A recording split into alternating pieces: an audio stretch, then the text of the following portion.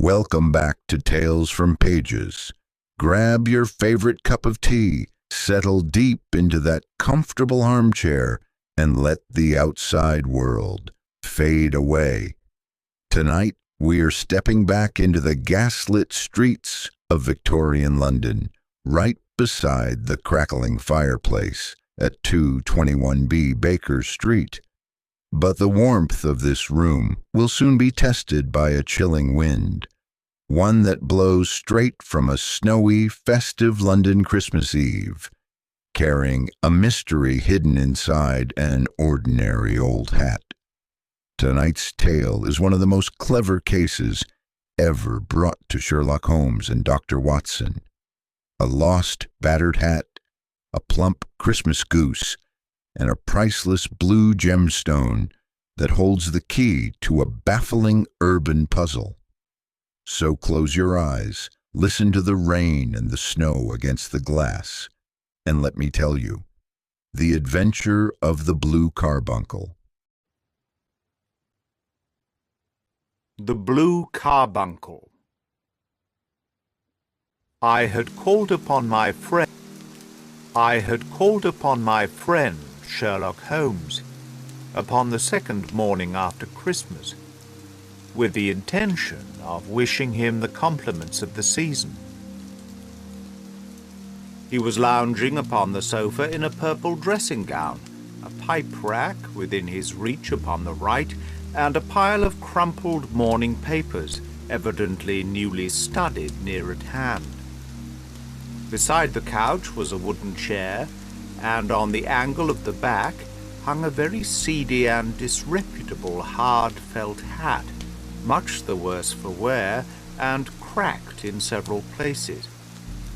A lens and a forceps lying upon the seat of the chair suggested that the hat had been suspended in this manner for the purpose of examination. "You are engaged," said I. "Perhaps I interrupt you." "Not at all. I'm glad to have a friend with whom I can discuss my results. The matter is a perfectly trivial one." He jerked his thumb in the direction of the old hat.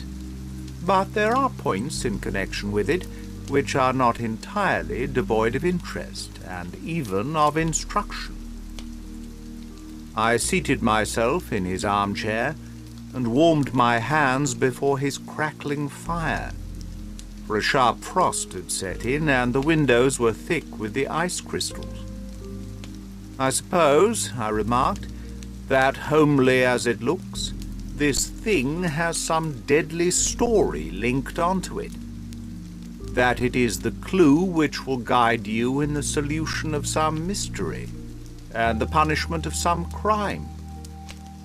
No crime," said Sherlock Holmes, laughing. "Only one of those whimsical little incidents which will happen when you have 4 million human beings all jostling each other within the space of a few square miles.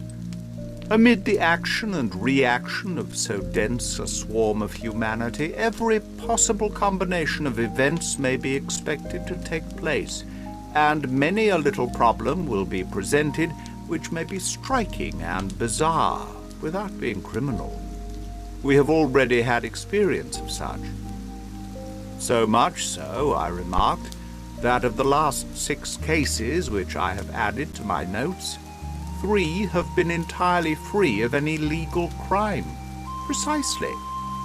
You allude to my attempt to recover the Irene Adler papers, to the singular case of Miss Mary Sutherland, and to the adventure of the man with the twisted lip. Well, I have no doubt that this small matter will fall into the same innocent category. You know Peterson, the commissionaire?" "Yes."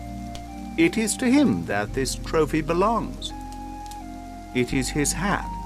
No, he found it. Its owner is unknown." "I beg that you will look upon it not as a battered billycock, but as an intellectual problem. And first, as to how it came here.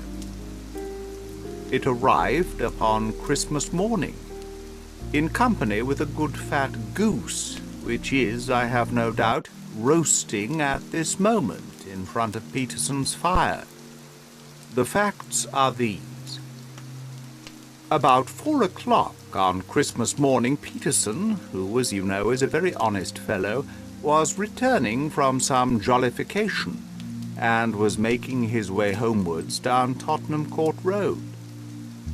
In front of him he saw, in the gaslight, a tallish man, walking with a slight stagger, and carrying a white goose slung over his shoulder. As he reached the corner of Goodge Street, a row broke out between this stranger and a little knot of roughs.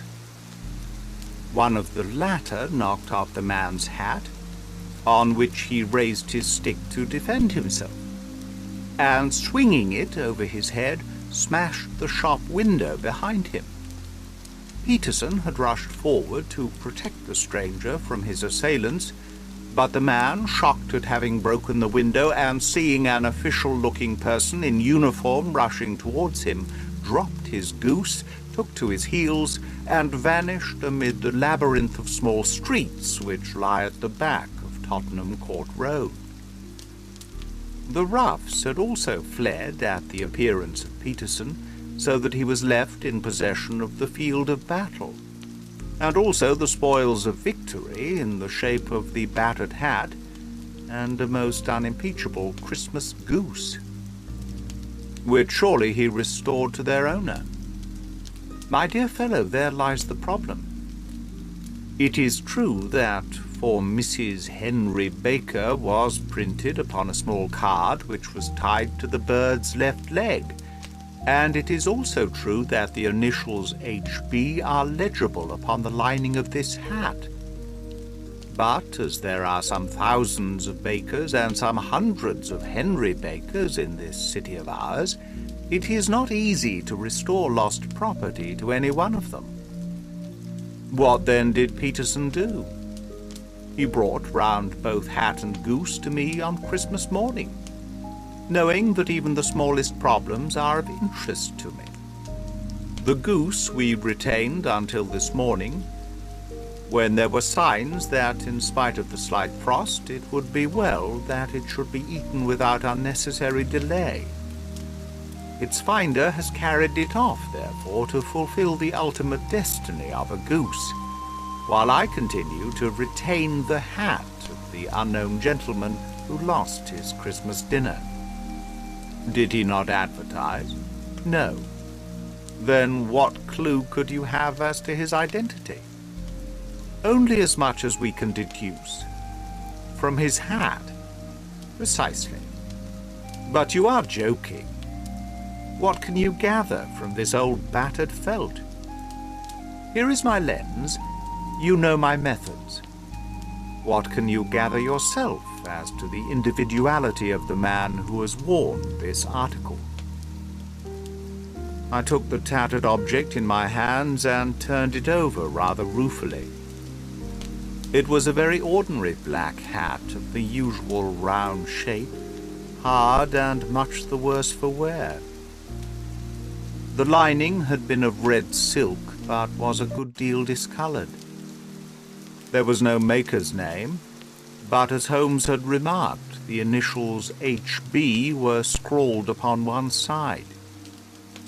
It was pierced in the brim for a hat securer, but the elastic was missing.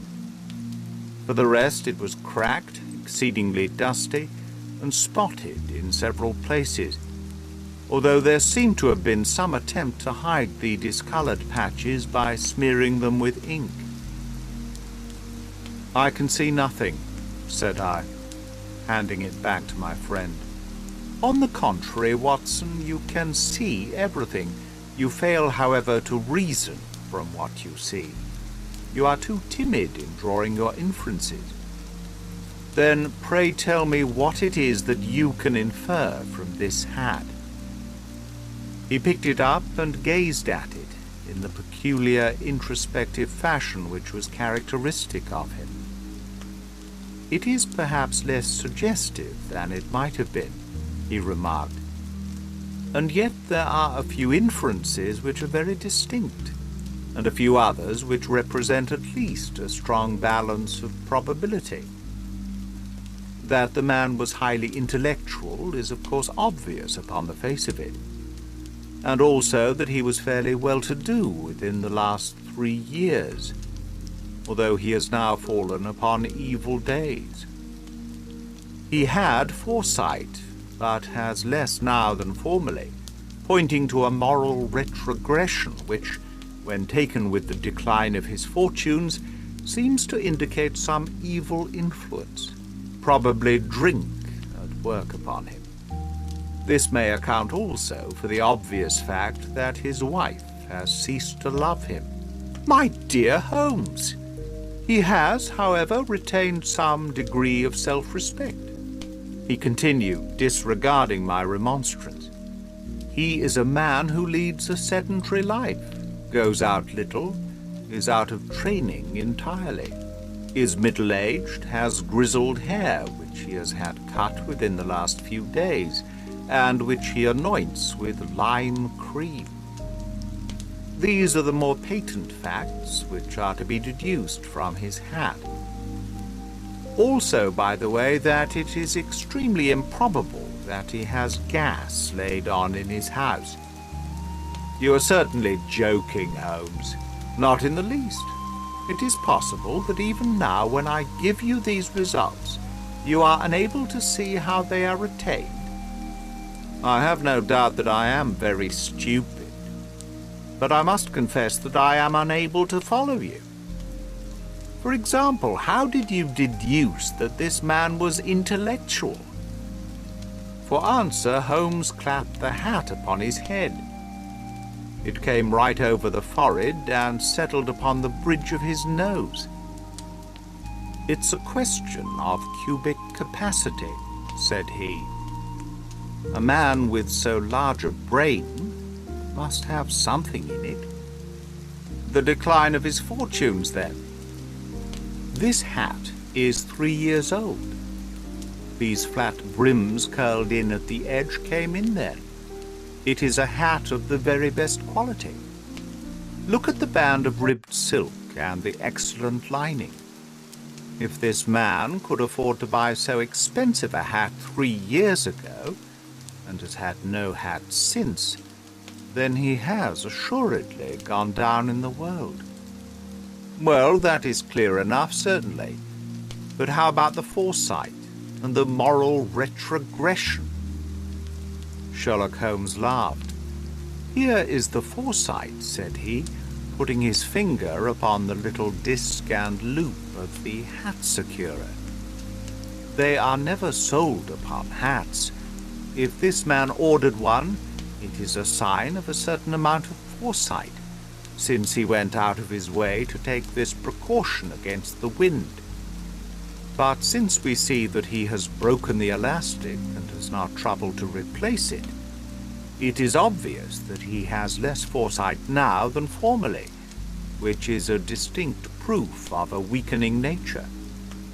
On the other hand, he has endeavored to conceal some of these stains upon the felt by daubing them with ink, which is a sign that he has not entirely lost his self-respect. Your reasoning is certainly plausible. The further points that he is middle-aged, that his hair is grizzled, that it has been recently cut, and that he uses lime cream, are all to be gathered from a close examination of the lower part of the lining. The lens discloses a large number of hair ends, clean cut by the scissors of the barber. They all appear to be adhesive, and there is a distinct odor of lime cream. This dust, you will observe, is not the gritty grey dust of the street, but the fluffy brown dust of the house, showing that it has been hung up indoors most of the time, while the marks of moisture upon the inside are proof positive that the wearer perspired very freely, and could therefore hardly be in the best of training. But his wife, you said that she had ceased to love him. This hat has not been brushed for weeks. When I see you, my dear Watson, with a week's accumulation of dust upon your hat, and when your wife allows you to go out in such a state, I shall fear that you also have been unfortunate enough to lose your wife's affection. But he might be a bachelor. Nay, he was bringing home the goose as a peace offering to his wife. Remember the card upon the bird's leg. You have an answer to everything. But how on earth do you deduce that the gas is not laid on in the house? One tallow stain or even two might come by chance. But when I see no less than 5, I think that there can be little doubt that the individual must be brought into frequent contact with burning tallow. Walks upstairs at night, probably with his hat in one hand and a guttering candle in the other. Anyhow, he never got tallow stains from a gas jet. Are you satisfied? Well, it is very ingenious, said I, laughing, but since, as you said just now, there has been no crime committed, and no harm done save the loss of a goose, all this seems to be rather a waste of energy. Sherlock Holmes had opened his mouth to reply when the door flew open and Peterson, the commissionaire, rushed into the compartment with flushed cheeks and the face of a man who is dazed with astonishment. "The goose, Mr. Holmes, the goose, sir," he gasped. Eh? What of it, then? Has it returned to life and flapped off through the kitchen window? Holmes twisted himself round upon the sofa to get a fairer view of the man's excited face. "See here, sir. See what my wife found in its crop." He held out his hand and displayed upon the centre of the palm a brilliantly scintillating blue stone, rather smaller than a bean in size, but of such purity and radiance that it twinkled like an electric point in the dark hollow of his hand. Sherlock Holmes sat up with a whistle. "By Jove, Peterson," said he, "this is treasure trove indeed. I suppose you know what you have got." "A diamond, sir." "A precious stone?" "It cuts into glass as though it were putty. It's more than a precious stone. It's the precious stone." "Not the Countess of Morcar's Blue Carbuncle?" I ejaculated. "Precisely so. I ought to know its size and shape, seeing that I have read the advertisement about it in the Times every day lately. It is absolutely unique, and its value can only be conjectured. But the reward offered of £1,000 is certainly not within a 20th part of the market price." £1,000? Great Lord of mercy! The commissioner plumped down into a chair and stared from one to the other of us. "That is the reward, and I have reason to know that there are sentimental considerations in the background which would induce the Countess to part with half of her fortune if she could but recover the gem. It was lost, if I remember aright, at the Hotel Cosmopolitan," I remarked. "Precisely so. On the 22nd of December, just 5 days ago. John Horner, a plumber, was accused of having abstracted it from the lady's jewel case. The evidence against him was so strong that the case has been referred to the assizes. I have some account of the matter here, I believe." He rummaged amid his newspapers, glancing over the dates, until at last he smoothed one out, doubled it over, and read the following paragraph. "Hotel Cosmopolitan jewel robbery. John Horner, 26, plumber, was brought up upon the charge of having upon the 22nd inst. Abstracted from the jewel case of the Countess of Morcar the valuable gem known as the Blue Carbuncle. James Ryder, upper attendant at the hotel, gave his evidence to the effect that he had shown Horner up to the dressing-room of the Countess of Morcar upon the day of the robbery, in order that he might solder the second bar of the grate, which was loose. He had remained with Horner some little time, but had finally been called away. On returning, he found that Horner had disappeared, that the bureau had been forced open, and that the small morocco casket in which, as it afterwards transpired, the Countess was accustomed to keep her jewel, was lying empty upon the dressing-table. Ryder instantly gave the alarm, and Horner was arrested the same evening. But the stone could not be found, either upon his person or in his rooms. Catherine Cusack, maid to the Countess, deposed to having heard Ryder's cry of dismay on discovering the robbery, and to having rushed into the room, where she found matters as described by the last witness. Inspector Bradstreet, B Division, gave evidence as to the arrest of Horner, who struggled frantically and protested his innocence in the strongest terms. Evidence of a previous conviction for robbery having been given against the prisoner, the magistrate refused to deal summarily with the offence, but referred it to the assizes.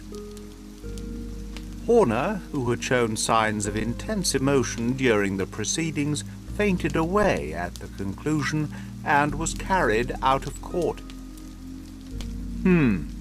So much for the police court, said Holmes thoughtfully, tossing aside his paper. The question for us now to solve is the sequence of events leading from a rifled jewel case at one end to the crop of a goose in Tottenham Court Road at the other. You see, Watson, our little deductions have suddenly assumed a much more important and less innocent aspect. Here is the stone. The stone came from the goose, and the goose came from Mr. Henry Baker, the gentleman with the bad hat, and all the other characteristics with which I have bored you. So now we must set ourselves very seriously to finding this gentleman, and ascertaining what part he has played in this little mystery. To do this, we must try the simplest means first, and these lie undoubtedly in an advertisement in all the evening papers. If this fail, I shall have recourse to other methods. What will you say? Give me a pencil and that slip of paper. Now then, found at the corner of Goodge Street, a goose and a black felt hat. Mr. Henry Baker can have the same by applying at 6:30 this evening at 221B Baker Street. That is clear and concise. Very, but will he see it? Well, he is sure to keep an eye on the papers, since, to a poor man, the loss was a heavy one. He was clearly so scared by his mischance in breaking the window and by the approach of Peterson that he thought of nothing but flight. But since then he must have bitterly regretted the impulse which caused him to drop his bird. Then again, the introduction of his name will cause him to see it, for everyone who knows him will direct his attention to it. Here you are, Peterson. Run down to the advertising agency and have this put in the evening papers.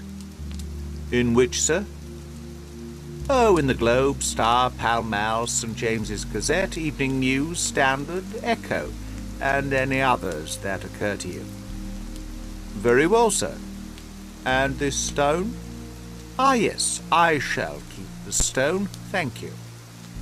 And I say, Peterson, just buy a goose on your way back and leave it here with me, for we must have one to give to this gentleman, in place of the one which your family is now devouring. When the commissionaire had gone, Holmes took up the stone and held it against the light. "It's a bonny thing," said he.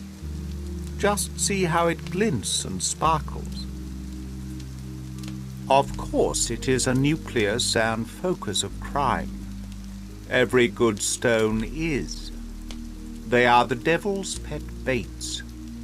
In the larger and older jewels, every facet may stand for a bloody deed. This stone is not yet 20 years old. It was found in the banks of the Amoy River in southern China, and is remarkable in having every characteristic of the carbuncle, save that it is blue in shade instead of ruby red. In spite of its youth, it has already a sinister history.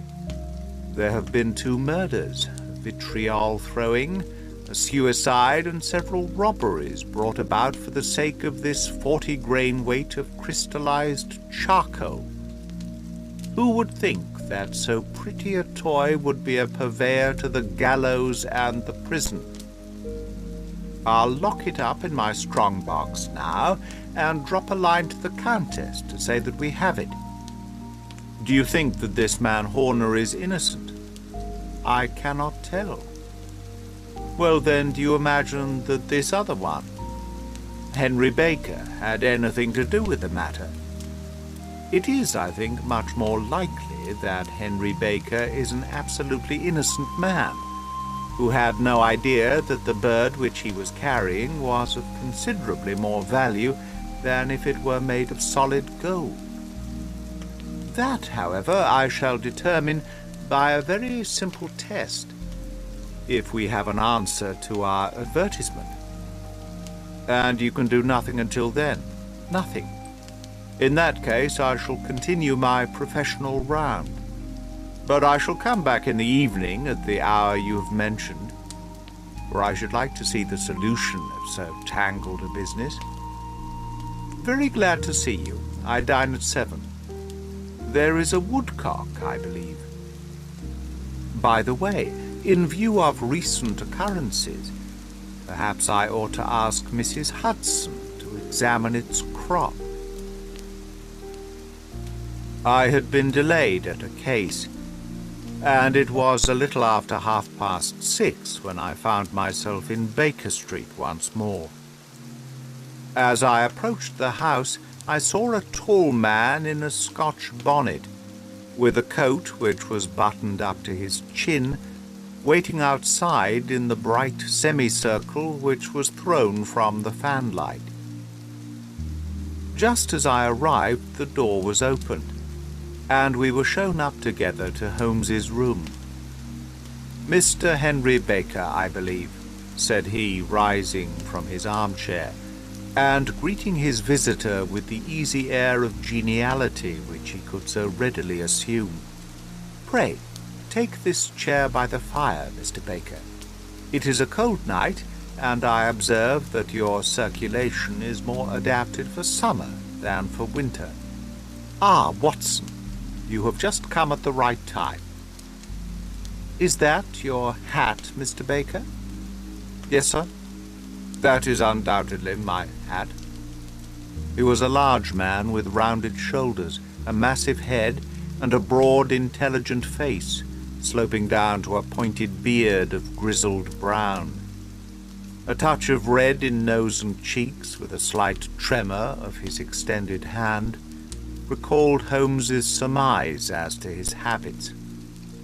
His rusty black frock coat was buttoned right up in front, with the collar turned up, and his lank wrists protruded from his sleeves, without a sign of cuff or shirt. He spoke in a low staccato fashion, choosing his words with care, and gave the impression generally of a man of learning and letters who had had ill usage at the hands of fortune.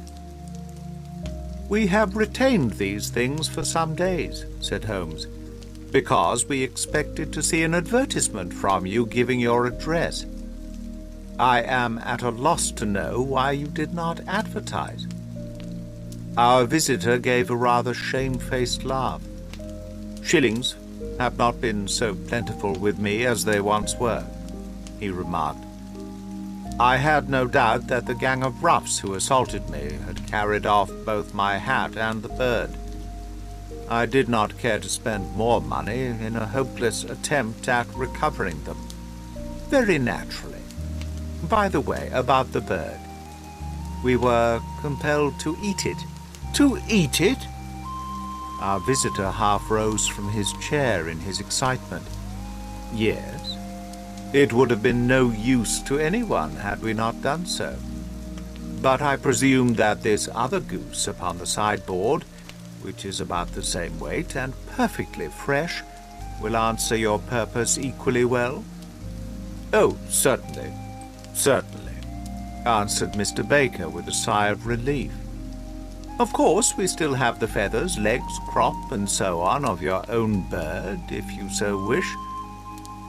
The man burst into a hearty laugh. They might be useful to me as relics of my adventure, said he, but beyond that, I can hardly see what use the disjecta membra of my late acquaintance are going to be to me. No, sir, I think that, with your permission, I will confine my attentions to the excellent bird which I perceive upon the sideboard. Sherlock Holmes glanced sharply across at me with a slight shrug of his shoulders. There is your hat, then, and there your bird, said he. By the way, would it bore you to tell me where you got the other one from? I am somewhat of a fowl fancier, and I have seldom seen a better-grown goose. Certainly, sir, said Baker, who had risen and tucked his newly gained property under his arm. There are a few of us who frequent the Alpha Inn near the museum. We are to be found in the museum itself during the day, you understand. This year our good host, Windigate by name, instituted a goose club, by which, on consideration of some few pence every week, we were to receive a bird at Christmas. My pence were duly paid, and the rest is familiar to you. I am much indebted to you, sir, for a Scotch bonnet is fitted neither to my years nor my gravity. With a comical pomposity of manner, he bowed solemnly to both of us, and strode off upon his way. So much for Mr. Henry Baker, said Holmes, when he had closed the door behind him. It is quite certain that he knows nothing whatever about the matter. Are you hungry, Watson? Not particularly. Then I suggest that we turn our dinner into a supper and follow up this clue while it is still hot. By all means. It was a bitter night, so we drew on our ulsters and wrapped cravats about our throats. Outside, the stars were shining coldly in a cloudless sky, and the breath of the passers-by blew out into smoke like so many pistol shots. Our footfalls rang out crisply and loudly as we swung through the Doctor's Quarter, Wimpole Street, Harley Street, and so through Wigmore Street into Oxford Street. In a quarter of an hour we were in Bloomsbury at the Alpha Inn, which is a small public house at the corner of one of the streets which runs down into Holborn. Holmes pushed open the door of the private bar and ordered 2 glasses of beer from the ruddy-faced, white-aproned landlord. Your beer should be excellent, if it is as good as your geese, he said. My geese? The man seemed surprised. Yes, I was speaking only half an hour ago to Mr. Henry Baker, who was a member of your goose club. Ah, yes, I see. But you see, sir, them's not our geese. Indeed? Whose then? Well, I get the 2 dozen from a salesman in Covent Garden. Indeed? I know some of them. Which was it? Breckenridge is his name. Ah, I don't know him. Well, here's your good health, landlord, and prosperity to your house. Good night. Now for Mr. Breckenridge, he continued, buttoning up his coat as we came out into the frosty air. Remember, Watson, that though we have so homely a thing as a goose at one end of this chain, we have at the other a man who will certainly get 7 years' penal servitude unless we can establish his innocence. It is possible that our inquiry may but confirm his guilt. But in any case, we have a line of investigation which has been missed by the police, and which a singular chance has placed in our hands. Let us follow it out to the bitter end. Faces to the south then, and quick march. We passed across Holborn, down Endell Street, and so through a zigzag of slums to Covent Garden Market. One of the largest stalls bore the name of Breckenridge upon it, and the proprietor, a horsey-looking man with a sharp face and trim side whiskers, was helping a boy to put up the shutters. "Good evening. It's a cold night," said Holmes. The salesman nodded and shot a questioning glance at my companion. "Sold out of geese, I see," continued Holmes, pointing at the bare slabs of marble. "Let you have 500 tomorrow morning." "That's no good." "Well, there are some on the stall with the gas flare." "Ah, but I was recommended to you." "Who by?" "The landlord of the Alpha." "Ah, yes, I sent him a couple of dozen."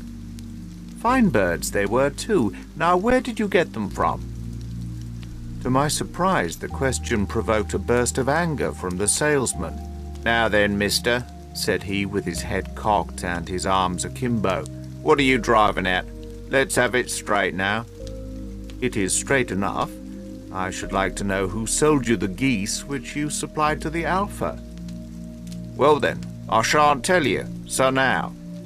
"Oh, it is a matter of no importance, but I don't know why you should be so warm over such a trifle." "Warm? You'd be as warm, maybe, if you were as pestered as I am. When I pay good money for a good article, there should be an end of the business. But it's, where are the geese, and who did you sell the geese to, and what will you take for the geese? One would think they were the only geese in the world, to hear the fuss that is made over them." "Well, I have no connection with any other people who have been making inquiries," said Holmes carelessly. "If you won't tell us, the bet is off, that is all, but I'm always ready to back my opinion on a matter of fowls, and I have a fiver on it that the bird I ate is country bred." "Well, then you've lost your fiver, for it's town bred," snapped the salesman. "It's nothing of the kind." "I say it is." "I don't believe you." "Do you think you know more about fowls than I, who have handled them ever since I was a nipper? I tell you, all those birds that went to the Alpha were town bred." "You'll never persuade me to believe that." "Will you bet, then?" "It's merely taking your money, for I know that I am right. But I'll have a sovereign on with you, just to teach you not to be obstinate." The salesman chuckled grimly. "Bring me the books, Bill," said he. The small boy brought round a small thin volume and a great greasy-backed one, laying them out together beneath the hanging lamp. "Now then, Mr. Cockshaw," said the salesman, "I thought that I was out of geese, but before I finish, you'll find that there is still one left in my shop. You see this little book? Well, that's the list of the folk from whom I buy, do you see? Well then, here on this page are the country folk, and the numbers after their names are where their accounts are in the big ledger. Now then, you see this other page in red ink? Well, that is a list of my town suppliers. Now look at that third name. Just read it out to me." "Mrs. Oakshott, 117 Brixton Road." 249, read Holmes. Quite so. Now turn that up in the ledger. Holmes turned to the page indicated. Here you are, Mrs. Oakshott, 117 Brixton Road, egg and poultry supplier. Now then, what's the last entry? December 22nd, 24 geese at 7 shillings and sixpence. Quite so, there you are. And underneath? Sold to Mr. Windigate of the Alpha at 12 shillings. What have you to say now? Sherlock Holmes looked deeply chagrined. He drew a sovereign from his pocket and threw it down upon the slab, turning away with the air of a man whose disgust is too deep for words. A few yards off he stopped under a lamp-post and laughed in the hearty, noiseless fashion which was peculiar to him. When you see a man with whiskers of that cut and the pink 'un protruding out of his pocket, you can always draw him by a bet, said he. I dare say if I had put £100 down in front of him, that man would not have given me such complete information as was drawn from him by the idea that he was doing me on a wager. Well, Watson, we are, I fancy, nearing the end of our quest, and the only point which remains to be determined is whether we should go on to this Mrs. Oakshott tonight, or whether we should reserve it for tomorrow. It is clear from what that surly fellow said that there are others besides ourselves who are anxious about the matter, and I should—" His remarks were suddenly cut short by a loud hubbub which broke out from the stall which we had just left.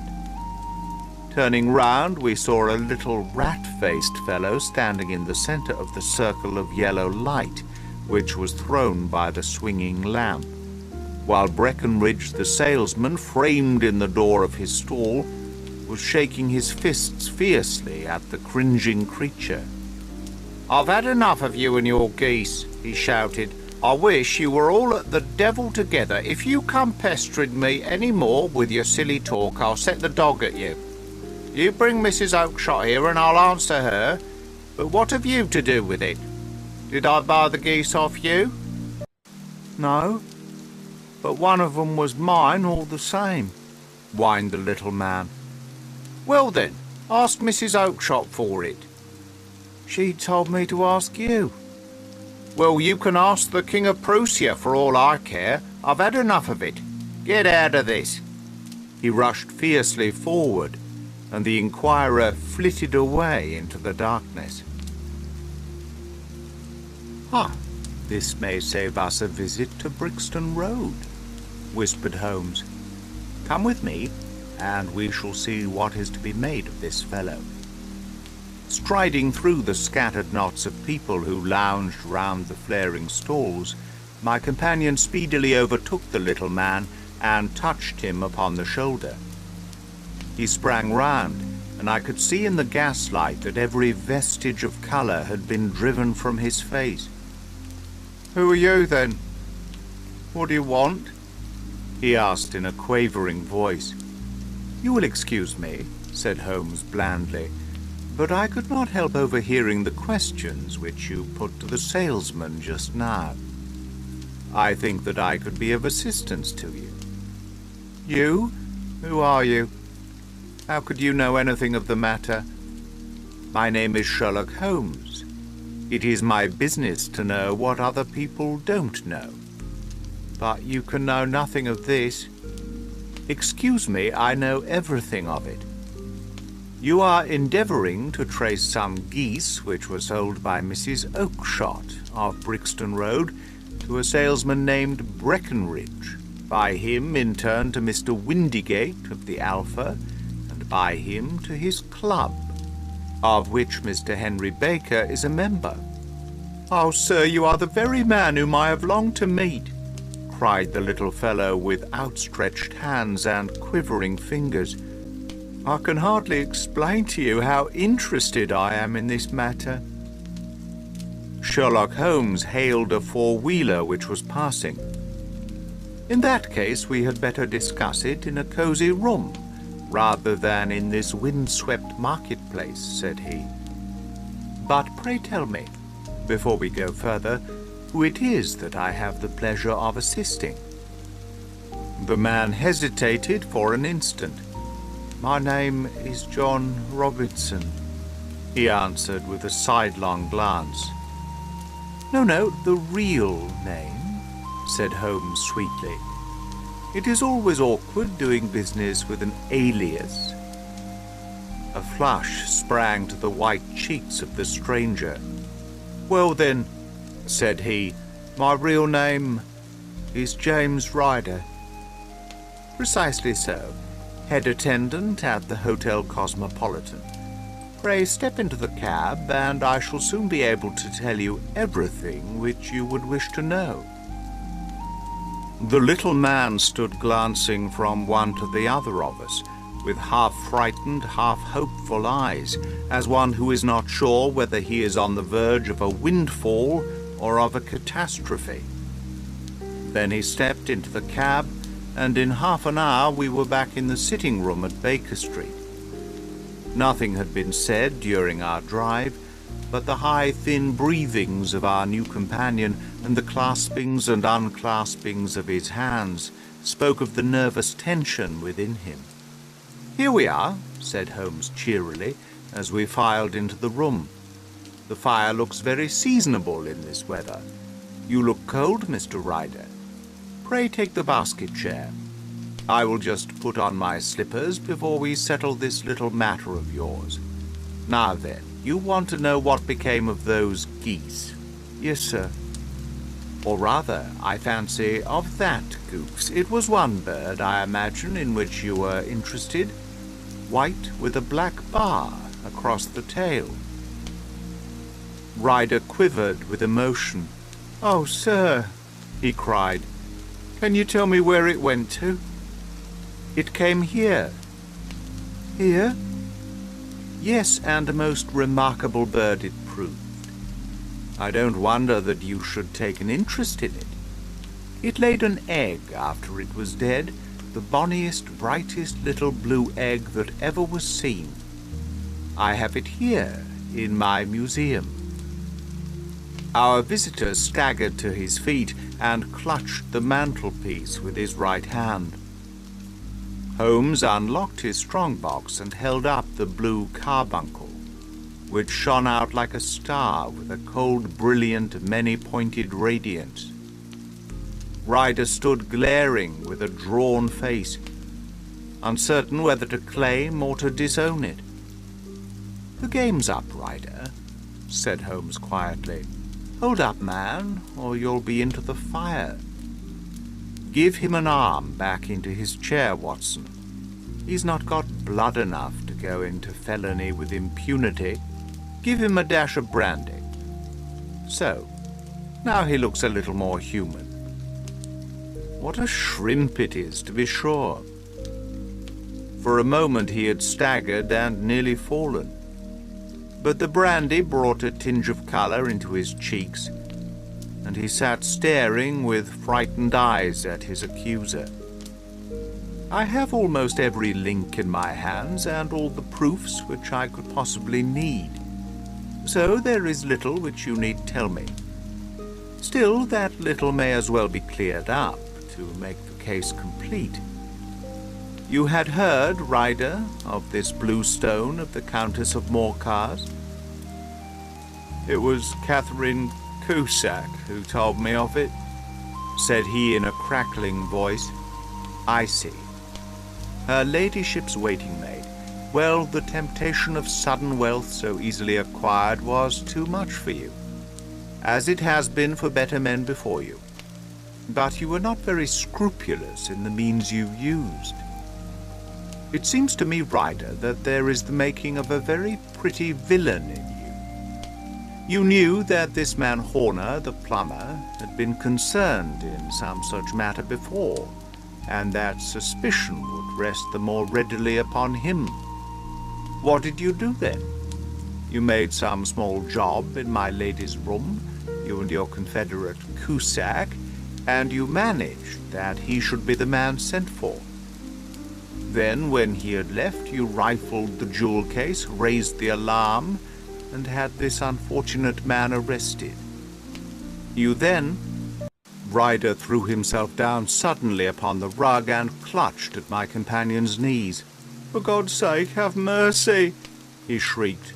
"Think of my father, of my mother. It would break their hearts. I never went wrong before. I never will again, I swear it. I'll swear it on a Bible. Oh, don't bring it into court, for Christ's sake, don't."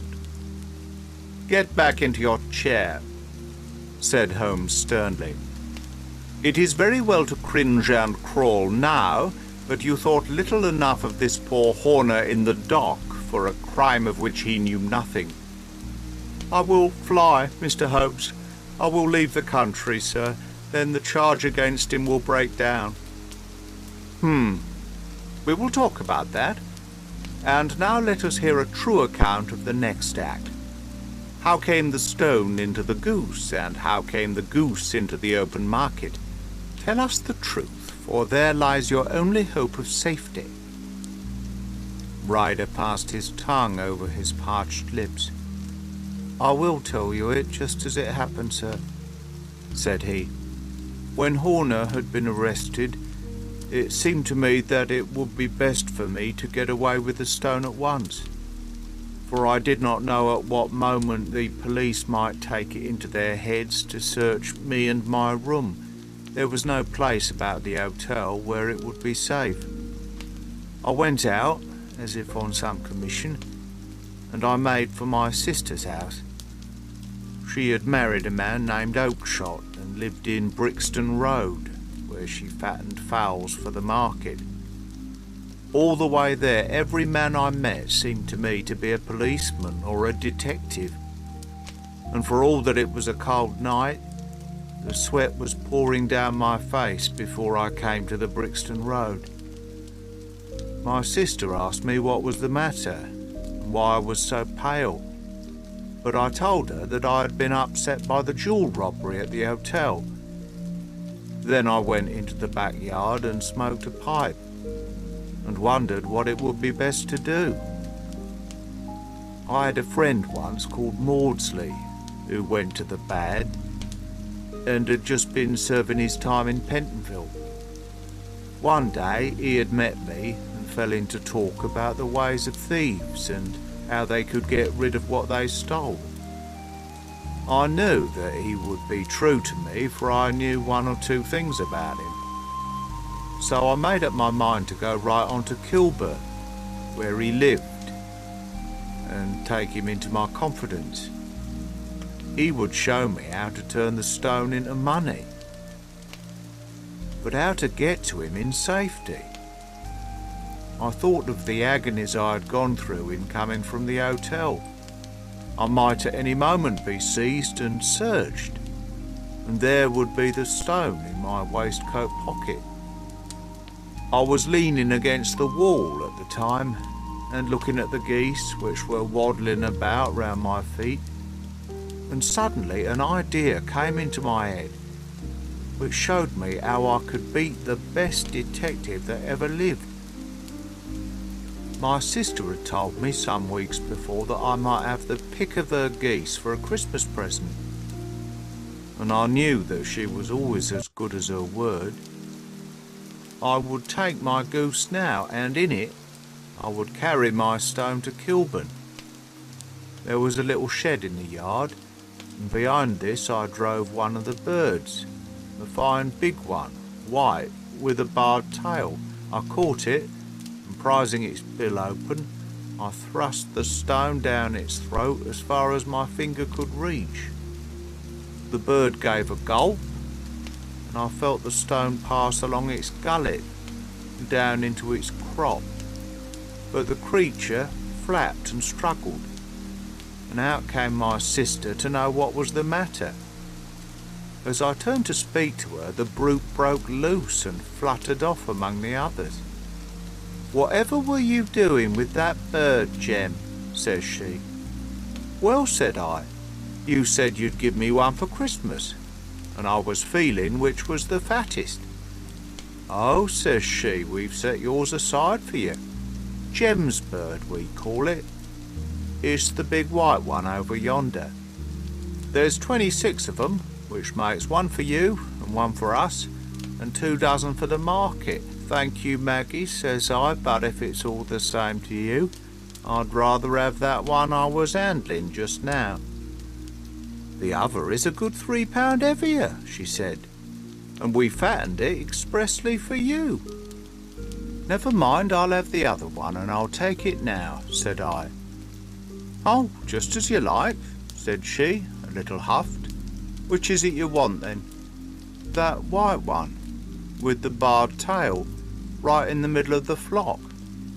Oh, very well. Kill it and take it with you. Well, I did what she said, Mr. Holmes, and I carried the bird all the way to Kilburn. I told my pal what I had done, for he was a man that it was easy to tell a thing like that too. He laughed until he choked, and we got a knife and opened the goose. My heart turned to water, for there was no sign of the stone, and I knew that some terrible mistake had occurred.